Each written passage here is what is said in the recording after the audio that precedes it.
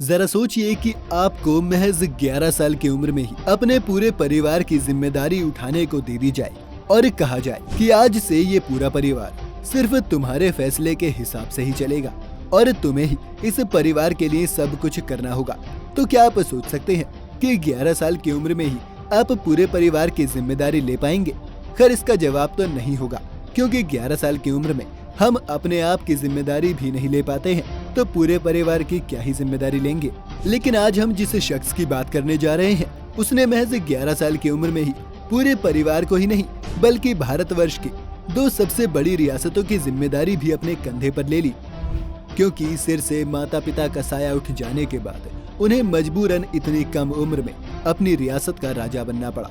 लेकिन अपने तेज तर्रार रवैये और भीतर भरी बहादुरी के दम पर उन्होंने ये दिखा दिया कि रियासत चलाना किसे कहते हैं। आप सोच रहे होंगे कि कौन था ये बच्चा? तो आज की इस वीडियो में हम इसी बच्चे के बारे में बात करने जा रहे हैं, जिसे हम कुछ इस तरह से याद कर सकते हैं। 4 बास 24 गज, अंगुल अष्ट प्रमाण, ताऊ पर सुल्तान है मत चूको चौहान।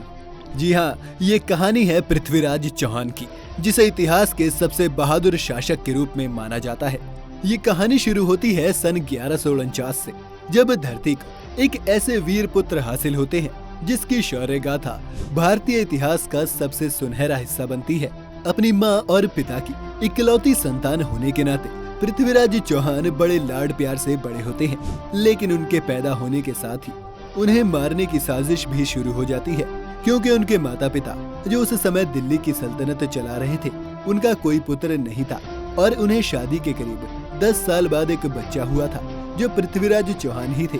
इसलिए लोग ये समझ रहे थे कि राजा का पुत्र ना होने के नाते गद्दी उनकी होगी। उनके लिए पृथ्वीराज चौहान का पैदा होना बहुत बुरा साबित हुआ।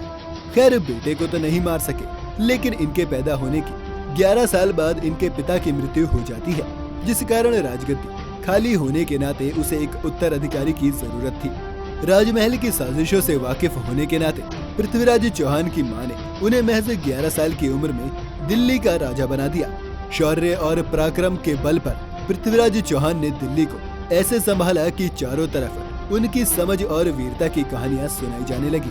क्योंकि पृथ्वीराज चौहान ने बचपन से ही खुद को युद्ध के लिए इतना तैयार किया था कि वो इतनी छोटी सी उम्र में ही युद्ध की हर कला को समझ चुके थे, जिसमें एक वही थे जिन्हें शब्दभेदी बाढ़ चलाने का हुनर भी आता था। जिसका मतलब ये है कि वो अपनी आंख पर पट्टी बांधकर भी बिना देखे सिर्फ आवाज के सहारे किसी भी निशाने पर तीर चला सकते हैं। खैर, अपनी बेहतरीन युद्ध नीति और राजनीतिक कुशलता की वजह से पृथ्वीराज अपने राज्य को फैलाने में लग गए थे।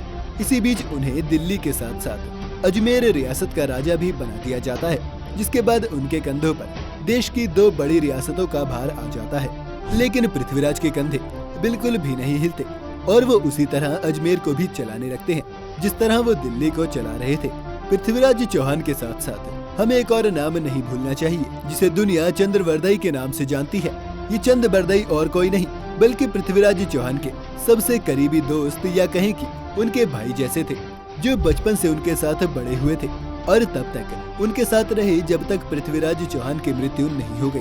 खैर, इस कहानी में चंद्रवर्दई का रोल आपको आगे समझ में आएगा, लेकिन सबसे पहले ये समझिए कि पृथ्वीराज चौहान ने जब अपनी रियासत को बढ़ाने का सिलसिला शुरू किया तो उन्होंने ऐसी जंग लड़ी जिसमें दुश्मन देश की सेना में सिर्फ वही सैनिक जिंदा रह पाए जो मैदान छोड़कर भाग गए थे, वरना अपनी विराट सेना और विराट पराक्रम के दम पर पृथ्वीराज ने उत्तर भारत के लगभग सभी रियासतों पर अपना दबाव बना दिया था।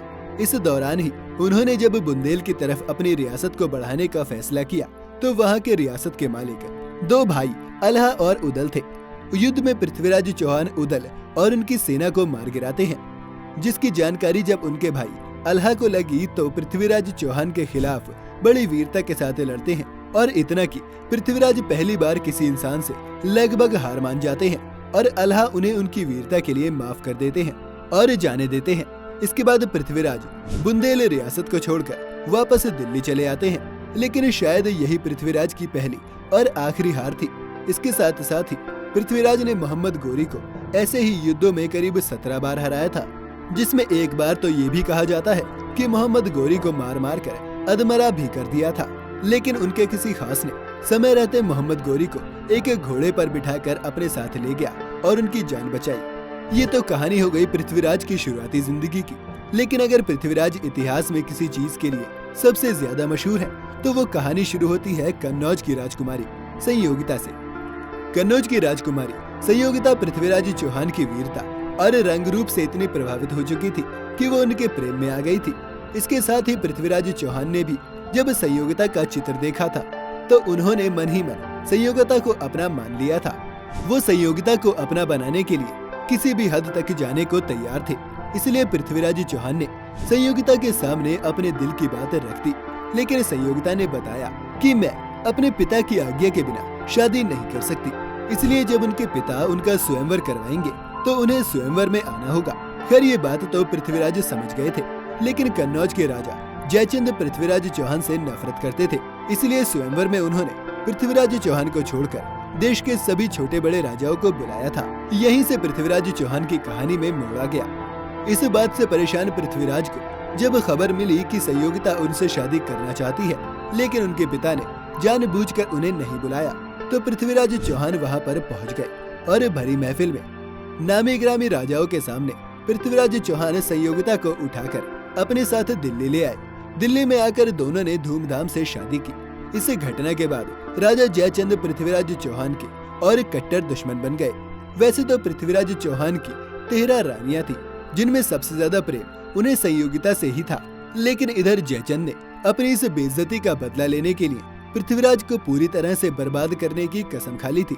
इसलिए उन्हें पता था कि अगर पृथ्वीराज से कोई उनकी ही तरह नफरत करता है तो वो कोई और नहीं बल्कि 17 बार उनसे हारा हुआ मोहम्मद गोरी है। इसलिए जयचंद ने पृथ्वीराज चौहान को हराने के लिए मोहम्मद गोरी से हाथ मिला लिया, जिसके बाद की कहानी शायद आप सबने सुनी होगी कि जयचंद की धोखेबाजी के कारण जब मोहम्मद गोरी पृथ्वीराज चौहान पर आक्रमण करता है तो उसे पहले से ही पृथ्वीराज की सेना और उनके तरीकों के बारे में सब कुछ पता होता है, जिस कारण पहले से ही तैयार होने के नाते मोहम्मद गोरी इस युद्ध में पृथ्वीराज चौहान को कड़ी टक्कर देते हुए ये युद्ध जीत लेता है। तराइन के मैदान में हो रहे इस युद्ध में पृथ्वीराज और उनकी सेना बड़ी वीरता के साथ युद्ध करती है, लेकिन अंत में मोहम्मद गोरी पृथ्वीराज चौहान को बंदी बना लेता है और अपने साथ अपने देश गजनी लेकर चला जाता है। गजनी ले जाने के बाद मोहम्मद गोरी पृथ्वीराज चौहान को इस्लाम कबूल करने के लिए बहुत सी यातनाएं देता है, और इन्हीं यातनाओं में सबसे भयानक ये होता है कि वो पृथ्वीराज चौहान की आंखें फोड़ देता है, जिससे पृथ्वीराज चौहान अंधे हो जाते हैं। जब ये बात उनके दोस्त चंद्रवर्दई को पता चलती है तो वो जम्मू से सीधा गजनी देश चला जाता है और वहाँ चौहान से मिलने की बात कहता है। उसकी बातों को सुनकर मोहम्मद गोरी उसे एक बार पृथ्वीराज से मिलने की इजाजत दे देता है। इजाजत मिलने के बाद चंद्रवर्दई और पृथ्वीराज आपस में बात करते हैं और तय करते हैं कि वो इस मुगलिया जमीन पर मुगलों के हाथों नहीं मरना चाहता। अपने दोस्त और राजा की ख्वाहिश को पूरा करने के लिए चंद्रवर्दई कुछ सोचता है और फिर वो मोहम्मद गोरी को एक करतब दिखाने का बहाना करते हुए ये बताता है कि भले ही पृथ्वीराज अंधे हो गए हैं, लेकिन वो आज भी शब्द बेदी बाढ़ चला लेते हैं जो उनसे बेहतर कोई नहीं चला सकता। मोहम्मद गोरी को ये बात काफी रोचक लगती है और वो पृथ्वीराज की इस कला को देखने के लिए तैयार हो जाते हैं। सब कुछ तय होता है। मोहम्मद गोरी और उसके लोग पृथ्वीराज चौहान की इस कला को देखने के लिए इकट्ठा होते हैं। तभी चंद्रवर्दई एक श्लोक से पृथ्वीराज चौहान को ये बताते हैं कि उन्हें निशाना कहाँ लगाना है। श्लोक कुछ यूँ था कि 4 बास 24 गज, अंगुल अष्ट प्रमाण, ताव पर सुल्तान है मत चूको चौहान। इतना सुनते ही पृथ्वीराज तुरंत ही उसी निशाने पर अपनी तीर चलाते हैं, जिसके बारे में चंद्रवर्दई उस श्लोक में कह रहे थे, और वो निशाना कोई और नहीं बल्कि मोहम्मद गोरी का माथा होता है, जिस कारण अगले ही पल पृथ्वीराज का तीर मोहम्मद गोरी के माथे को चीरता हुआ आर पार हो जाता है। इस तरह पृथ्वीराज अपने सबसे बड़े दुश्मन मोहम्मद गोरी से बदला ले लेते हैं, लेकिन उन्हें पता था कि इसके बाद गोरी के लोग उन्हें नहीं छोड़ेंगे। इसलिए जैसा तय हुआ था उसी के अनुसार चंद्रवर्दई तुरंत ही अपनी कटार से पहले खुद को मारते हैं और फिर उसी कटार से पृथ्वीराज की जान ले लेते हैं, जिसके बाद ये दोनों इतिहास में अमर हो जाते हैं, क्योंकि उन दोनों ने यही तय किया था कि चाहे कुछ भी हो इन मुगलों के हाथों जान नहीं गंवानी है। अपने और अपने देश के स्वाभिमान के लिए पृथ्वीराज चौहान की ये कहानी हमेशा के लिए अमर है। आपको ये कहानी कैसी लगी हमें कमेंट में जरूर बताएं। अगली कहानी आप किसकी सुनना चाहते हैं आप हमें ये भी कमेंट में बता सकते हैं।